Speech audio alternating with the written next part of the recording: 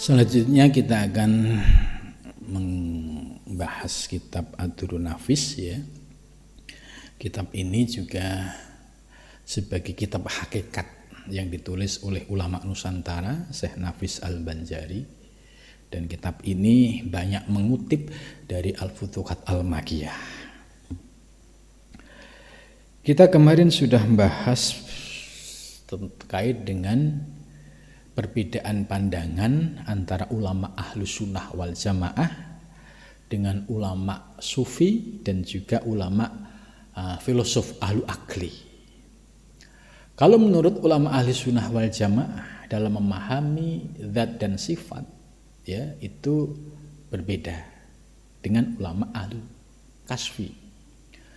Menurut ulama Ahlus Sunnah wal Jamaah bahwa ya sifat itu ya bagian dari zat yang bersifat qadim.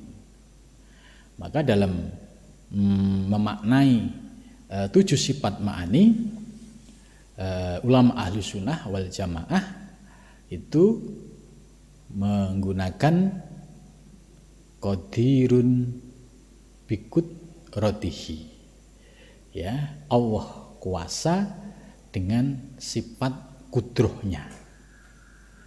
Ya, tadi Ibnu Arabi juga sudah menjelaskan bahwa kudroh itu sifat yang dimiliki oleh Allah, kuasa.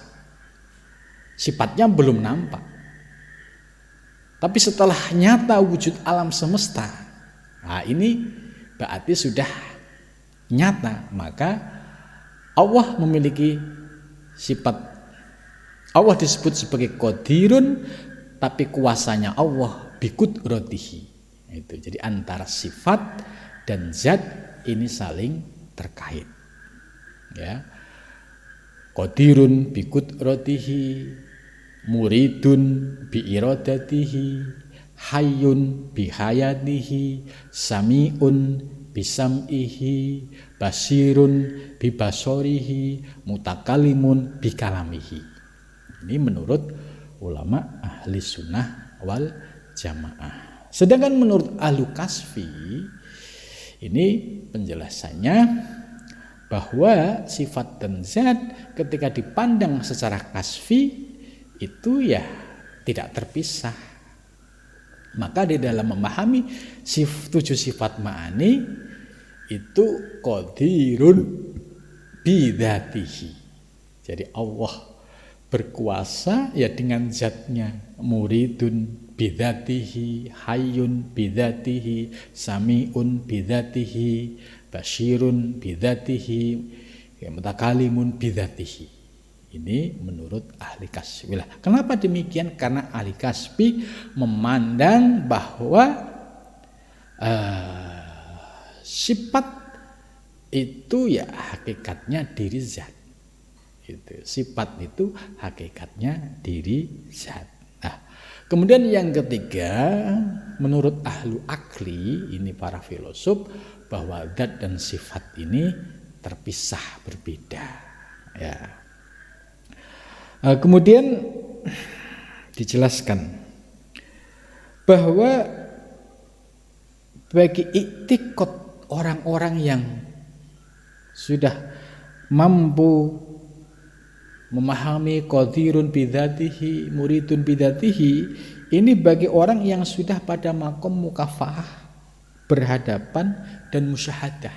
Musyahadah itu penyaksian. Ya. Jadi musyahadah itu penyaksian, ya, melihat wujud secara hakikatnya. Maka ketika dipandang secara hakikatnya, ya kembali kepada Allah Subhanahu wa ta'ala. Ini bagi orang yang disebut dengan tadi kelompok sufi atau ahlu kasfi.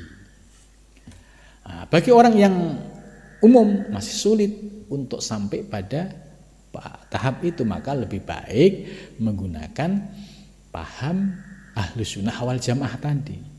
Itu lebih zonanya lebih zona aman bagi orang yang baru tahap memahami pada tahap ahlu sunnah wal jamaah. Tapi bagi orang yang sudah memahami ilmu hakikat ya dari penjelasan ahlu sunnah itu dinaikkan menjadi pemahaman ahlu kasfi dengan makna qadirun bidzatihi. Kemudian selanjutnya ya, jikalau sudah sampai pada makom mukafakah itu berhadapan, artinya memandang dari sisi hakikat ya, musyahadah, maka tiada dilihat di sana sifat itu lain daripada ya, maka tiada dilihat di sana sifat itu lain daripada intaha, dimisalkan ya ini maksudnya bahwa dilihat ya sifat itu tiada lain daripada zat.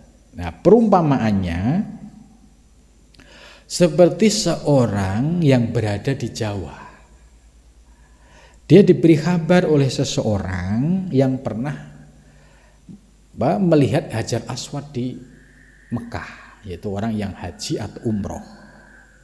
Ya, diceritakan bahwa di Ka'bah itu ya di salah satu pojoknya ada batu Hajar Aswad. Nah, ketika mendengar istilah Hajar Aswad itu ya akan muncul pemahaman bahwa sifat hitam itu menempel pada batu. Jadi sifat hitam itu menempel pada batu. Kan Hajar Aswad ini kan batu hitam. Bagi orang yang belum paham, belum pernah ke sana, itu akan memahami, oh iya, berarti sifat hitam, warna hitam yang disebut sifat ini menempel pada batu. Ini pemahaman sebelum melihat, ya. Seperti dikata orang baginya bermula Hajar Aswad itu sangat hitam umpamanya, maka i'tiqadkan oleh orang yang belum melihat akan Hajar Aswad itu seperti yang disifatkan oleh orang yang pada akalnya. Jadi maksudnya tadi orang yang belum pernah haji atau umroh diceritain soal Hajar Aswad. Nah, ketika diceritakan Hajar Aswad itu apa? Batu hitam. Maka yang muncul dalam pikirannya berarti warna hitam menempel pada batu. Itu. Nah, tatkala sebelum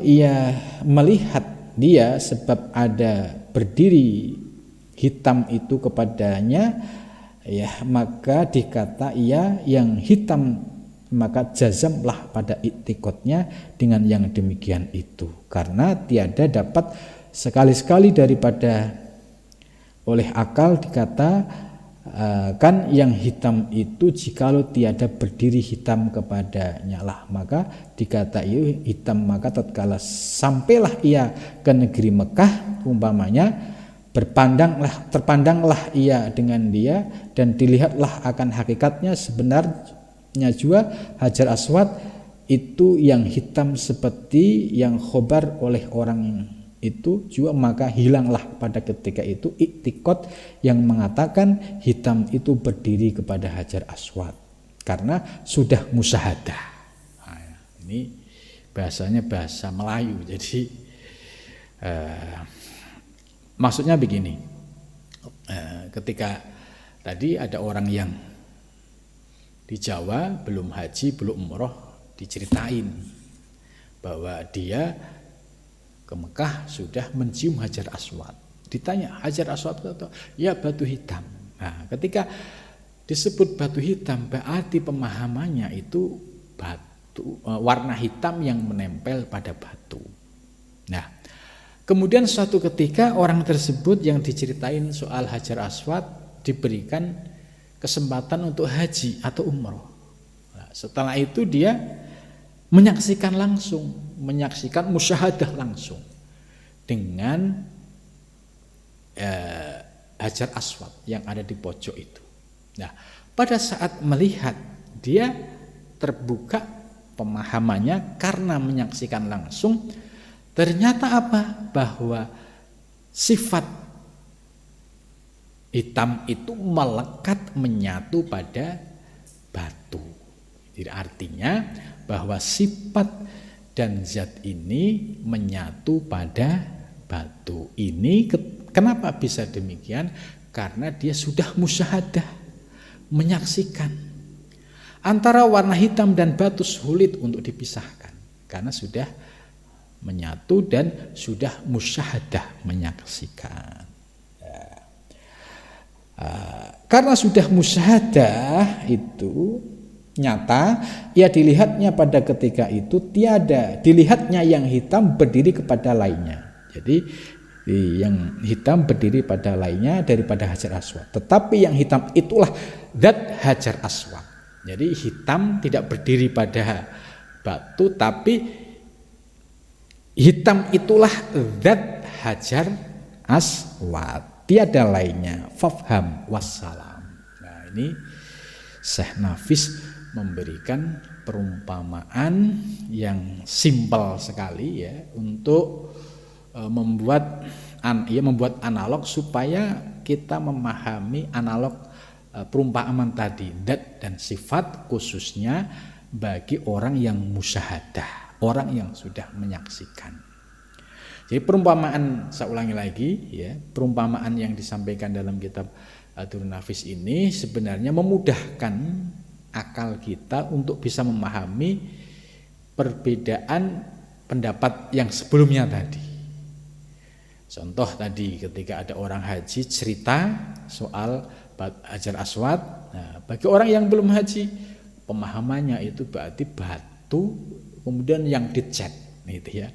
Batu yang dicat dengan warna hitam disebutlah Hajar Aswad. Ini pemahaman orang yang belum melihat Hajar Aswad. Tapi setelah dia dapat kesempatan umroh atau haji dan dilalahnya bisa mencium Hajar Aswad ya. Karena bisa mencium Hajar Aswad itu juga anugerah, enggak gampang karena ya berebut ya. Tapi ketika diberikan anugerah kemudahan itu bisa menyaksikan Hajar Aswad di depannya. Oh, ternyata ya hitam ini menjadi zatnya batu itu. Artinya bahwa warna hitam ini sudah menyatu menjadi zatnya pada Hajar Aswad itulah.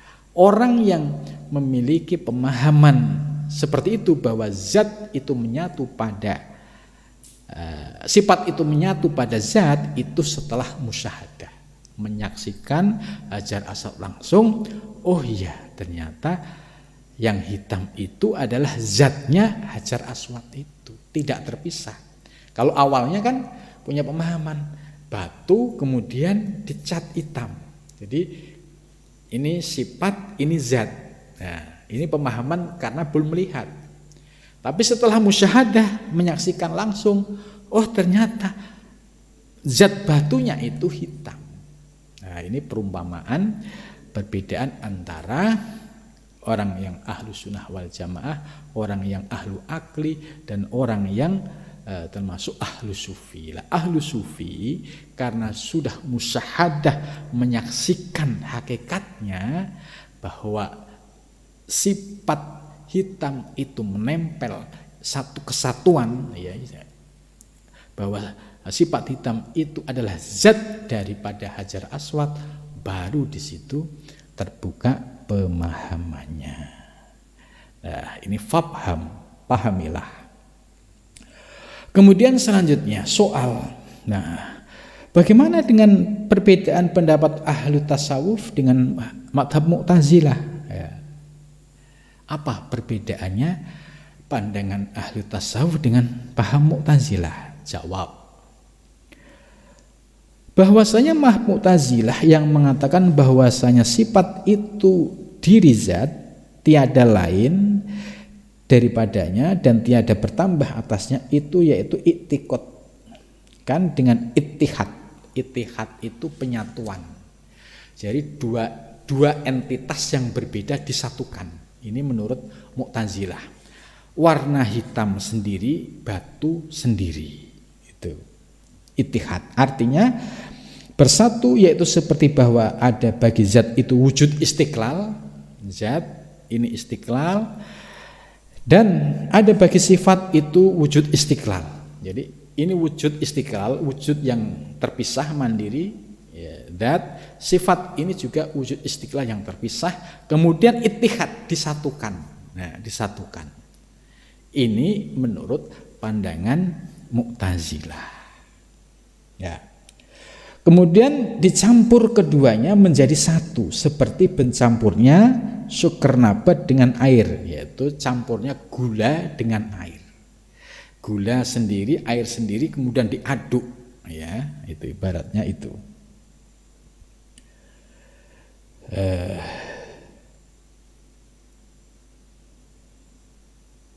Air maha tinggi Allah Ta'ala daripada sangka Mu'tazilah. Lah, pemahaman seperti Mu'tazilah ini ditolak oleh ahli kasfi.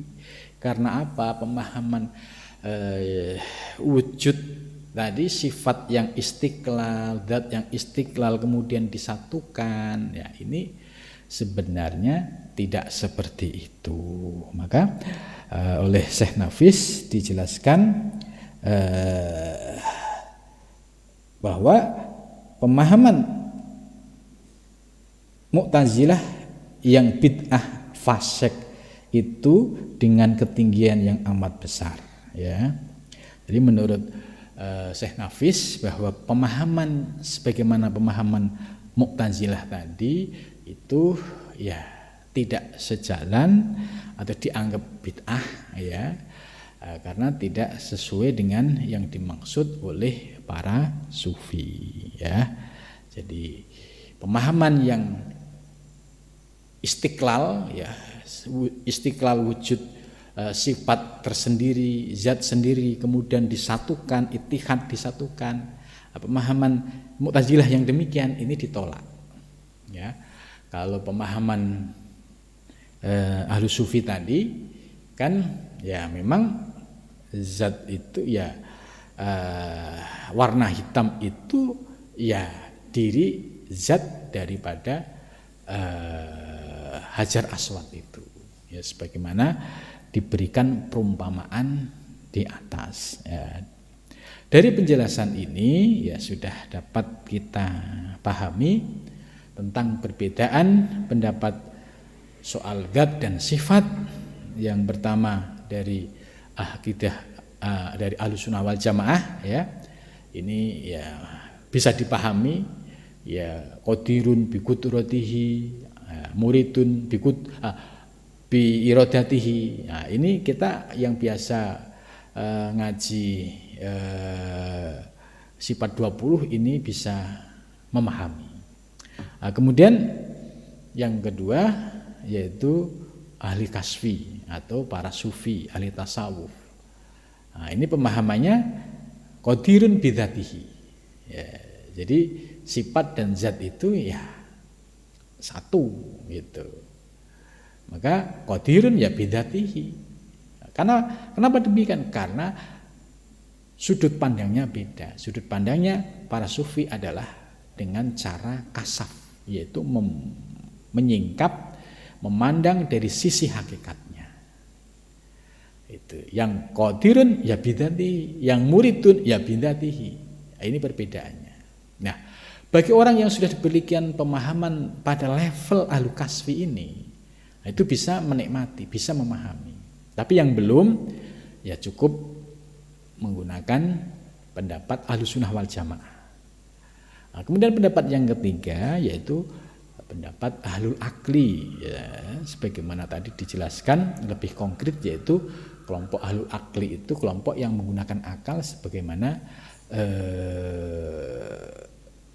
Mu'tazilah zat dan sifat itu terpisah, istiqlal, kemudian disatukan. Dan ini tidak sejalan dengan pandangan ahlu kasfi, ya. Mudah-mudahan dengan penjelasan ini kita bisa memahami peta, ya, pemahaman antara ulama ahli sunnah wal jamaah, ahlu kasfi dan mu'tazilah. Nah, kalau kita yang memiliki latar belakang ahlu sunnah wal jamaah, ya berdiri pada pemahaman itu. Nah, suatu ketika sudah dibuka oleh Allah bisa memahami dari sisi ahli hakikat, ahlu kasfi, ya kita tidak ada salahnya untuk naik kepada level ahlu kasfi ini. Karena ini hampir semua para sufi yang memang latar belakangnya ahlu sunnah wal jamaah pada tahap tauhidnya ya naiknya pada tingkatan ahlu kasfi, sebagaimana dijelaskan oleh Syekh Ibn Arabi juga di dalam kitab Al-Futuhat Al-Makkiyah. Mudah-mudahan dengan penjelasan ini ya kita sudah paham perdebatan atau pandangan antara para ulama terkait dan zat dan sifat. Nah, mudah-mudahan dapat menjadi pencerahan kita semua. Cukup sampai di sini. Wal muwaffiq. Assalamualaikum warahmatullahi wabarakatuh.